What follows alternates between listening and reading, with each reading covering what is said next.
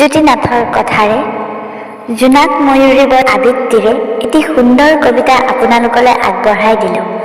কবিতাৰ শিৰোনাম মোৰ প্ৰাক্তন প্ৰেমিকা।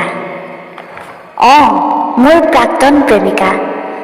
বহু ছবি আঁকিলোঁ, কিন্তু তোমাৰ মায়াময় ছবিখন যেন আঁকিব নোৱাৰিলোঁ। আঁকিব পৰাকৈ কাগজ, ৰং তুলিকা সকলো আছিল, তথাপিও আঁকিম বুলি আঁকিব নোৱাৰিলোঁ। মোৰ প্ৰাক্তন প্ৰেমিকা। বহু কথা ক'লোঁ, তোমাৰ চুমা বিচৰা ওঠৰ কথা কৈ যেন শেষ কৰিব নোৱাৰিলোঁ। আদায় কৰিব নোৱাৰিলোঁ এটি চুমা, বিনিময়ৰ যেন দীঘলীয়া আলাপ।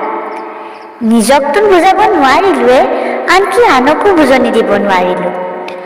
ক'ব পৰাকৈ মোৰ মুখ আছিল সকলো শব্দ, বাক্য আৰু সাৰাংশৰ পৃষ্ঠা। তথাপিও কম বুলি ক'ব নোৱাৰিলোঁ, গাম বুলি গাব নোৱাৰিলোঁ তোমাৰ মোৰ বিচ্ছেদৰ হাতযোৰৰ আলসুৱা স্পৰ্শ। মানুহে বাৰু কেনেকৈ মিতিৰালি পাতে আৰু কেনেকৈ ভাঙে? মানুহে কেনেকৈ হাঁহি হাঁহি দুখৰ চকুলোটোকে কান্দি কান্দি হাঁহিৰ চাদৰ টানে?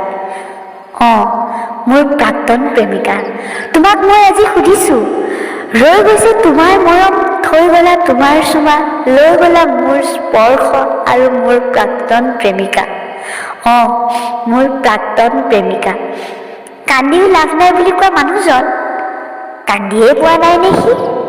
আকৌ হাঁহিও ভাল নাই বুলি কোৱা মানুহজনী হাঁহিয়ে পোৱা নাই নে তাই?